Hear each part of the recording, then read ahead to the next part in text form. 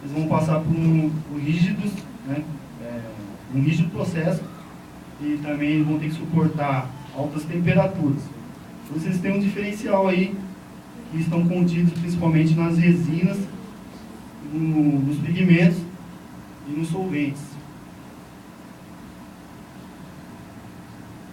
Aqui está a composição, as características da blanqueta, também que tem um diferencial quanto à sua dureza, que ela precisa também ter uma dureza maior, por causa do suporte, né, que ele é de metal, e isso pode ocorrer cortes, principalmente nas bordas da lâmina, que pode cortar a blanqueta. Então ela tem que ser um pouco mais dura, mais resistente. A camada compressível, né, que é aquela camada que deforma e volta tipo uma borracha, né, que ela vai comprimir e ela tem que voltar ao seu estado original. É de 0,30 milímetros a 0,40 milímetros de espessura. A rugosidade dela também tem que ter uma aspereza boa para suportar esses impactos. E a espessura geral da blanqueta, uma blanqueta comprada aí no mercado, aí a maioria das blanquetas ela tem essa espessura entre 1,93 a 1,98.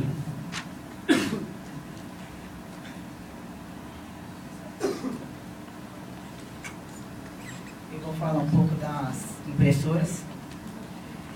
As impressoras para metalografia, elas não se diferem muito das impressoras para papel, celulose no caso. Elas são mais rígidas, elas podem ser monocolores ou bicolores. Difere também que o sistema dela é mais rígido, porque o substrato exige isso. Tem uma curiosidade que é na parte do conjunto impressor, que é necessário que tenha um ângulo de 180 graus, para que quando seja feita a passagem da folha, não amasse. Enquanto nas outras offset convencionais, ela é de 150 a 210 graus. Vou falar agora do manuseio das folhas de Flandres, que quando elas chegam na empresa, elas chegam em bobinas e elas são cortadas para ter a entrada em máquina. E elas são cortadas em guilhotina de cinzelamento. No caso, não seriam cortadas, elas seriam rompidas para ficar em fardos para a próxima etapa, que é a aplicação de verniz ou esmalte. No caso, o verniz ou esmalte, o verniz, no caso, tem o interno e o externo, o interno ele é a proteção do produto, se for um alimentício, e o verniz externo é para proteção mesmo, e decoração. O esmalte seria a camada base, para quando for feita uma acrobia, ele ter a camada para absorver a tinta. Vou dar um exemplo também de uma impressão convencional, que seria o semi, que eu mostrava. Depois que é passado o esmalte, é guiado por esteiras até a entrada da envernizadeira, da máquina, para impressão, após passar o esmalte, no caso. E é aplicado duas passagens primeiro. E esse processo é chamado de úmido sobre úmido. E logo após passar das duas primeiras camadas de tinta, ela é obrigatório passagem no forno. Após a pré-secagem, ela é voltada para a entrada da máquina de novo, fazer a última passagem de tinta, no caso seria o amarelo e o preto aqui, como exemplo. E como o substrato ele exige ele não adere à tinta, existem os fornos para a cura a oxipolimerização da tinta, verniz. No caso, a estufa a forno é a secagem convencional.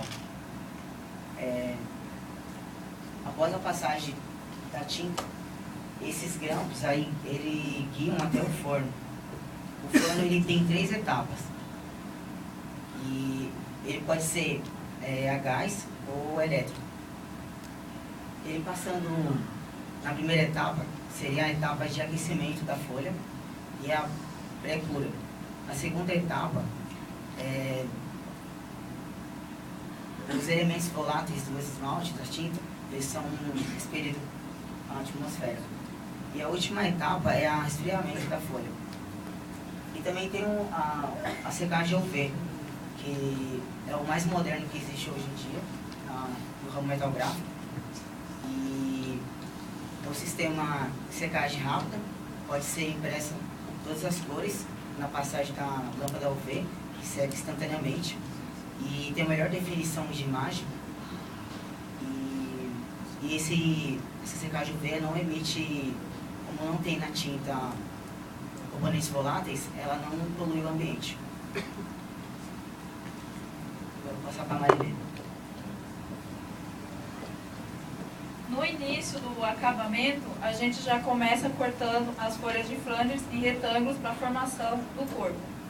As latas são classificadas em 2 tipos. A gente possui as 3 peças, que é a tampa, o corpo e o fundo, que só se difere no seu acabamento a costura, que pode ser a solda convencional, solda elétrica, ou a mais utilizada para conservas, que é o agrafamento, por possuir melhor hermeticidade. Também temos as 2 peças, que nada mais é do que o fundo acoplado ao corpo numa única estrutura, que é recravado depois a tampa. Possuímos também o recravamento, que foi inventado por Roberts em 1825, que é um diferencial que auxilia na junção da tampa e do fundo. É o mais utilizado hoje. Utilizamos também no acabamento das latas os frisos, principalmente nas latas de 18 litros, leite ninho e o tradicional Pomarola, para ajudar na resistência da parede da lata no corpo, para não acontecer o abalamento, que é o conhecido como barriga. E em 2002 foi inventado o sistema de expansão, que foi inovação no setor de embalagens metálicas, por dar ao corpo da lata o formato diferencial, caracterizando assim o seu produto.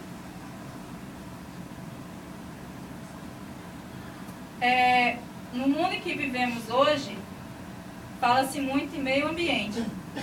Nada mais melhor do que casar o meio ambiente com sustentabilidade, que é maximizar o uso do produto e minimizar a sua retirada da natureza.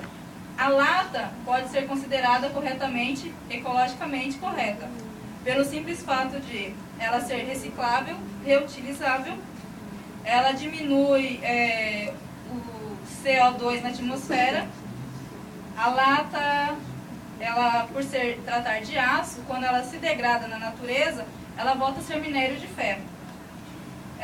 A lata é reciclável infinitas vezes, porque o aço não perde as suas características físicas, e na sua reciclagem, no processo de reciclagem, ela já elimina todos os resíduos químicos e não agredindo o meio ambiente, voltando a ser lata. Ela pode... Em 2008, pelos dados da Abiaço, foram produzidas 33.800 milhões de toneladas de aço, na qual 575 voltados para a embalagem, nas quais 10,2 milhões eram recicladas. Isso totaliza 30,1% da produção do aço no Brasil. Agora eu vou passar para o Marcelo para ele finalizar. Como a Fran disse no início, não existe nenhum material impresso que reúna todo o processo. Por isso, a gente decidiu desenvolver um livreto informativo sobre o processo metalgráfico, reunindo aí um pouco de todo o processo, né? Essa é a capa do nosso informativo. No desenvolvimento da capa, houve a necessidade da criação de um logotipo que representasse a indústria gráfica no geral.